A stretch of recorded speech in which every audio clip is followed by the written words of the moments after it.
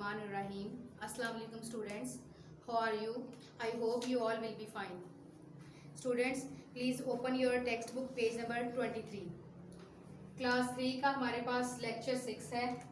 Topic है हमारे पास characteristics of living things, यानी कि जो जिंदा चीज़ें हैं, लिविंग थिंग्स हैं, उनकी खसूसियात.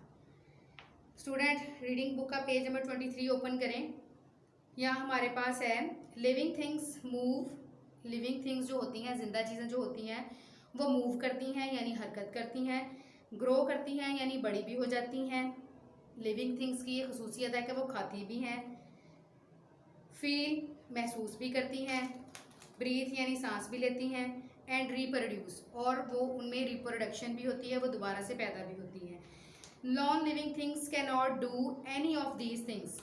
जो नॉन लिविंग थिंग्स होती हैं यानी वो चीज़ें जो कि ज़िंदा नहीं हैं, वो इनमें से कोई काम भी नहीं करती. मतलब ना वो मूव कर सकती हैं, ना वो ग्रो कर सकती हैं, ना वो ईट कर सकती हैं, ना वो फील कर सकती हैं, ना वो ब्रीथ कर सकती हैं यानी सांस ले सकती हैं, और ना इनमें रिप्रोडक्शन होती है यानी कि वो दोबारा से रिप्रोड्यूस नहीं हो सकती. नेक्स्ट है हमारे पास movement. All plants and animals move. जितने भी प्लांट्स और एनिमल्स हैं ये लिविंग थिंग्स हैं, क्योंकि प्लांट्स जो हैं वो बड़े भी हो जाते हैं, उनकी ग्रोथ होती है, और एनिमल्स तो आपको पता ही है, खाते हैं, पीते हैं, हरकत भी करते हैं, उनकी रिप्रोडक्शन भी होती है. तो जितने भी हमारे पास प्लांट्स और एनिमल्स हैं वो मूव करते हैं. Plants move only a little. Plants जो होते हैं उनकी जो हरकत होती है, मूवमेंट होती है, वो बहुत थोड़ी सी होती है, छोटी सी होती है. They do not move from place to place. वो एक जगह से दूसरी जगह यानी एक प्लेस से दूसरी प्लेस तक नहीं जा सकते. बट देयर लीव्स और फ्लावर्स में मूव. लेकिन ऐसा होता है कि उनके जो पत्ते होते हैं और उनके जो फूल होते हैं वो मूव कर सकते हैं. जैसा कि आपने इसमें डायग्राम में देखें, सनफ्लावर बना हुआ है. जो सनफ्लावर है वो अपना जो फेस है, the sunflower turns its face towards the sun. आपने देखा है तो जो सनफ्लावर है वो अपना जो मुंह है वो सूरज की तरफ मोड़ लेता है. ठीक है. Animals use their legs to move, to search for food और to escape from their enemies. हमने यहाँ पर ऊपर पढ़ी है, प्लांट की बात की है कि प्लांट जो है वो उनकी हरकत होती है लेकिन बहुत थोड़ी सी होती है, वो एक जगह से दूसरी जगह नहीं जा सकते. लेकिन उनके जो लीव्स और उनके जो फ्लावर होते हैं वो थोड़ा सा मूव कर सकते हैं. अब हम बात करेंगे एनिमल्स की. Animals use their legs. Animals जो है वो अपने लेग्स को यूज़ करते हैं ताकि वो हरकत कर सके. किस चीज़ के लिए? टू सर्च फॉर फूड, ताकि वो अपने खाने की तलाश कर सकें, और to escape from their enemies, या वो अपने दुश्मनों से बच सकें. प्लांट्स इस काम के लिए, हरकत के लिए और अपने दुश्मनों से बचने के लिए अपने लेग्स का यूज़ करते हैं. Animals without legs. और वो एनिमल्स जिनके लेग्स नहीं होते वो क्या करते हैं? क्रॉल यानी कि वो मूवमेंट करते हैं ज़मीन पर विदाउट लेग्स यानी अपने लेग्स के बगैर, और slide by moving their bodies. और या वो हरकत करते हैं, रेंगने वाली हरकत करते हैं, या वो अपनी बॉडीज़ को ही, पूरी बॉडी को ही मूव करते हैं यानी हरकत देते हैं. Some animals have wings and can fly. जबकि कुछ एनिमल्स ऐसे भी होते हैं जिनके पास विंग्स यानी पर होते हैं, इसलिए वो उड़ सकते हैं. यानी हमने पढ़ा कि जो एनिमल्स हैं वो अपने लेग्स जो हैं वो यूज़ करते हैं खाने की तलाश के लिए, ठीक है, या अपने आप को अपने दुश्मन से बचाने के लिए अपने लेग्स का यूज़ करते हैं. फिर हमने कहा कि वो एनिमल्स जिनके पास लेग्स नहीं होते वो क्रॉल करते हैं, यानी वो घुटनों के बल करते हैं हरकत, क्योंकि उनके पास लेग्स नहीं होती. और कुछ एनिमल्स हमने देखा कि ऐसे हैं जिनके पास विंग्स हैं, तो वो क्या करते हैं? उन विंग्स की हेल्प से फ्लाई करते हैं यानी उड़ते हैं. नेक्स्ट हमारे पास टॉपिक है growth. Are living things growth. ये हमने पहले ही पढ़ा है कि लिविंग थिंग्स की ये करेक्टरिस्टिक्स है, यानी जिंदा चीज़ों की ये खसूसियत है कि वो बड़ी हो जाती हैं, उनकी ग्रोथ होती है. They get better and they change shape as they get older. They get bigger, वो बड़ी भी हो जाती हैं, एंड दे चेंज शेप, और ये अपनी शेप को, अपनी जो हालत है उसको चेंज करते हैं. देखें ना, एक बच्चा है, एक बेबी है, वो पहले छोटा होता है, फिर जब वो बड़ा हो जाता है तो उसकी जो शेप होती है वो चेंज हो जाती है. एज दे गेट ओल्डर, जैसे ही वो बड़े होते हैं तो उनकी जो हालत है वो चेंज हो जाती है. Baby animals become adults. जो एनिमल्स होते हैं उनके जो बेबीज होते हैं, जो बच्चे होते हैं, वो बड़े हो जाते हैं। As they grow they begin to look more like their parents, और वो जैसे ही बड़े हो जाते हैं वो अपने पेरेंट्स की तरह के नज़र आने लग जाते हैं। जैसा कि हम देखें कि एक डक है, उसका जो डकलिंग है वो जब बड़ा हो जाता है तो वो बिल्कुल उसके जैसा ही, डक के जैसा ही होता है। हम ह्यूमन बींग्स में भी ऐसा होता है कि जो बच्चे छोटे होते हैं तो वो डिफरेंट होते हैं, लेकिन जब वो बड़े हो जाते हैं तो वो अपने पेरेंट्स की तरह नज़र आने लग जाते हैं। एक जो प्लांट होता है उसका जब हम सीड लेते हैं किसी भी प्लांट का, तो जब हम उसको ज़मीन में बोते हैं उसके बाद उसका प्लांट निकलता है तो वो भी अपने एडल्ट प्लांट की तरह का, जो बेबी प्लांट है वो बड़ा होता है तो अपने जो एडल्ट प्लांट है उसके जैसा ही होता है।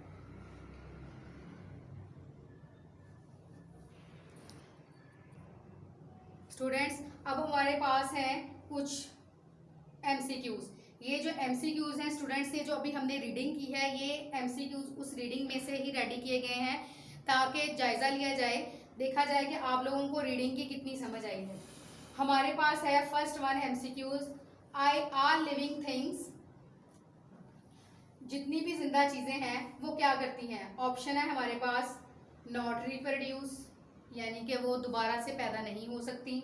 बी ऑप्शन है रिप्रोड्यूस, यानी वो दोबारा पैदा हो सकती हैं। ऑप्शन सी है हमारे पास बोथ, यानी कि ये दोनों वाली ऑप्शन। तो स्टूडेंट, हमने पढ़ा था कि जितनी भी हमारे पास लिविंग थिंग्स हैं वो रिप्रोड्यूस होती हैं, उनमें रिप्रोडक्शन का फिनोमेना वकूफ़ होता है, तो हमारी बी ऑप्शन जो है वो ठीक है। नेक्स्ट है हमारे पास plants do not dash from place to place. Plants जो हैं वो क्या नहीं करते, फ्रॉम प्लेस टू प्लेस यानी एक जगह से दूसरी जगह। प्लांट्स जो है वो मूव नहीं कर सकते एक जगह से दूसरी जगह पे। प्लांट्स डू नॉट मूव, हमारे पास ऑप्शन आ जाएगी मूव। प्लांट्स जो है वो एक जगह से दूसरी जगह हरकत नहीं करते। फिर है हमारे पास नॉन लिविंग थिंग्स कैन नॉट, ऑप्शन है हमारे पास grow, reproduce, both. Non living things जो है वो क्या नहीं कर सकती, ग्रो नहीं कर सकती, या वो रिप्रोड्यूस नहीं कर सकती, या ये दोनों ऑप्शन। तो स्टूडेंट्स, हमने पढ़ा था कि जो नॉन लिविंग थिंग्स हैं वो ग्रो भी नहीं कर सकती और वो रिप्रोड्यूस भी नहीं हो सकती। इसका मतलब है कि हमारी जो ऑप्शन सी है, यानी ये ए और बी, ऑप्शन सी में है बोथ, तो इसका मतलब हमारी ऑप्शन सी जो है वो टिक है। फिर है हमारे पास the sunflower turns its face towards the dash. जो सनफ्लावर है यानी सूरजमुखी का जो फूल है वो अपना फेस जो है वो मोड़ देता है किस तरफ। ऑप्शन पहली है हमारे पास सन की तरफ, स्काई की तरफ, या अर्थ की तरफ यानी सूरज की तरफ, आसमान की तरफ, या जमीन की तरफ। तो हमने पढ़ा था कि जो सनफ्लावर है वो अपना फेस जो है वो सन की तरफ टर्न करता है, सूरज की तरफ मोड़ लेता है। नेक्स्ट है हमारे पास animals use their dash to move. Animals जो है वो अपनी क्या चीज यूज करते हैं कि वो मूव कर सकें, हरकत कर सकें। ऑप्शन है हमारे पास हैंड, लेग्स और ब्रेन। हमने रीडिंग में पढ़ा था कि जो एनिमल्स हैं वो अपने लेग्स का यूज करते हुए मूव करते हैं, हरकत करते हैं। नेक्स्ट है हमारे पास सम एनिमल्स है विंग्स एंड कैन डैश। कुछ एनिमल्स हमने पढ़ा था ऐसे हैं जिनके पास विंग्स यानी पर हैं, एंड कैन डैश, और वो क्या कर सकते हैं। ऑप्शन है फ्लाई, बी ऑप्शन है वॉक, सी है बोथ। तो हमने पढ़ा था कि कुछ एनिमल्स के पास विंग्स होते हैं और वो फ्लाई कर सकते हैं यानी उड़ सकते हैं। नेक्स्ट है हमारे पास ऑल डैश ब्रीथ। तमाम चीजें सांस लेती हैं, कौन सी। ऑप्शन ए लिविंग थिंग्स यानी जिंदा चीजें, ऑप्शन बी है नॉन लिविंग थिंग्स यानी वो जो जिंदा नहीं है, और option c none of these यानी इनमें से कोई भी नहीं। तो हमने पढ़ा था कि all living things can breathe, जितनी भी लिविंग थिंग्स हैं वो सांस लेती हैं, यानी जितनी जिंदा चीजें हैं वो सांस लेती हैं। Students, listen carefully, I am repeating again.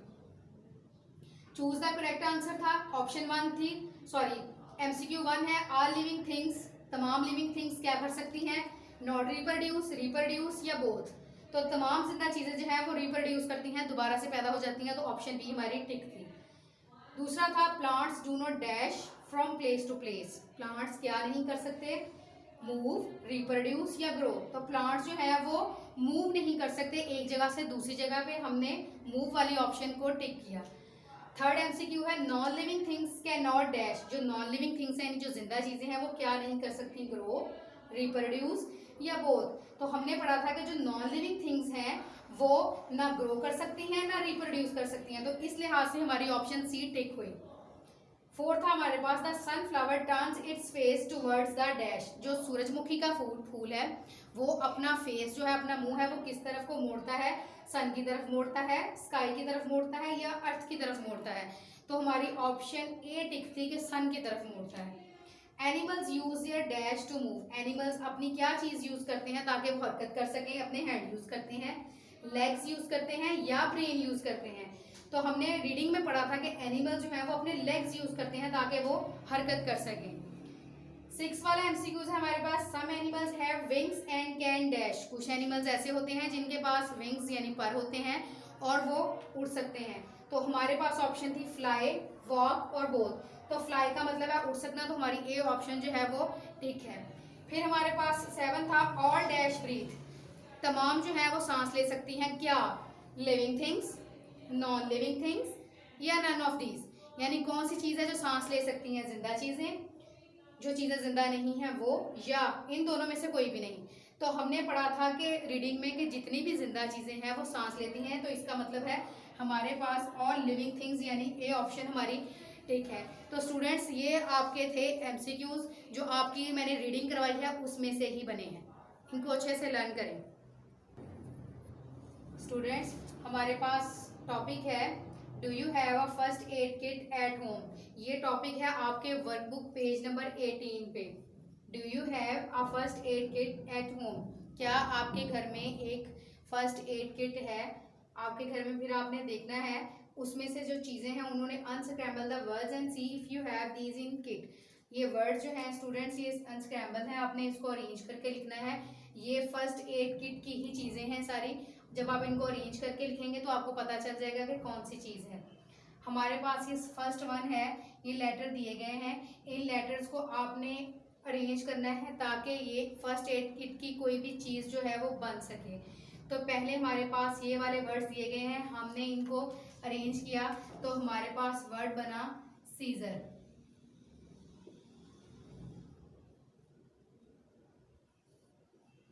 हमने इनको अरेंज किया तो हमारे पास वर्ड बना scissor.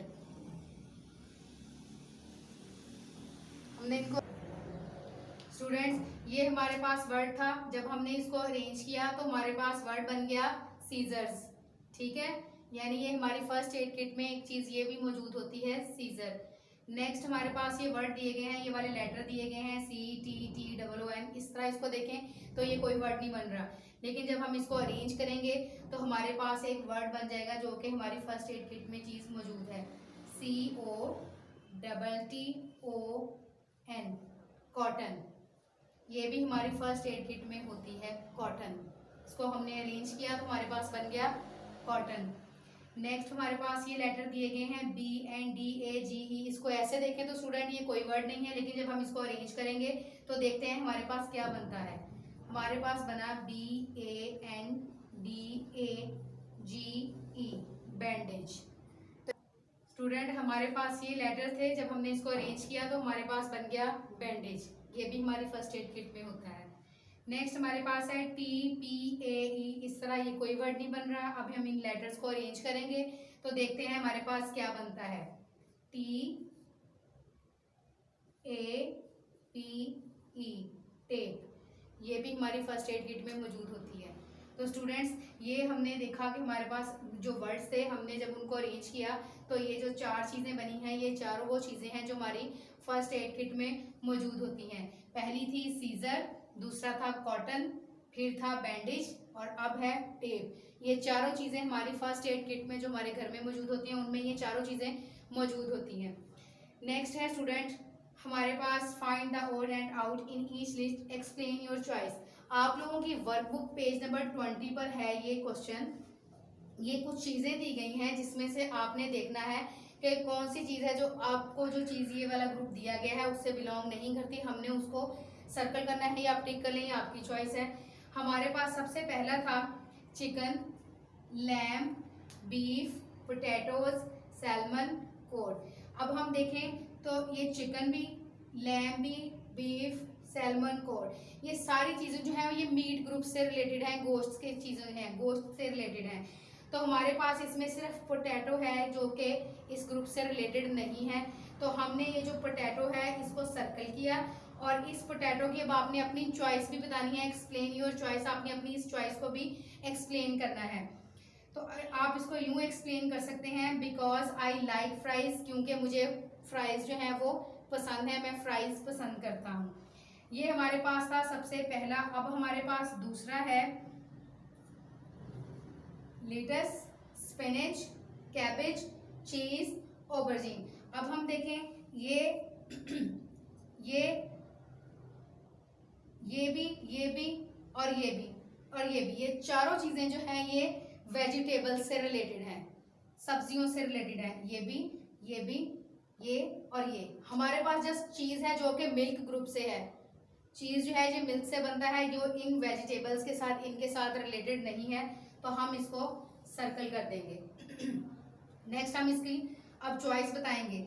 As is use in pizza, cheese जो है वो पिज्जा में, सैंडविच में, इन सब चीजों में यूज होता है।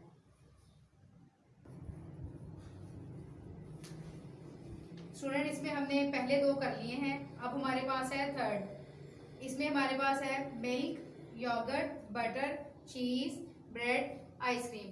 ये सारी चीज़ें जो है मिल्क से रिलेटेड है, मिल्क से बनी है, योगर्ट भी है, बटर है, चीज़ है, आइसक्रीम है। जस्ट जो ब्रेड है ये मिल्क से रिलेटेड इस ग्रुप से नहीं है। तो जो ब्रेड है आपने इसको करना है सर्कल, और इसकी आपने चॉइस लिखनी है आई यूज इट इन ब्रेकफास्ट।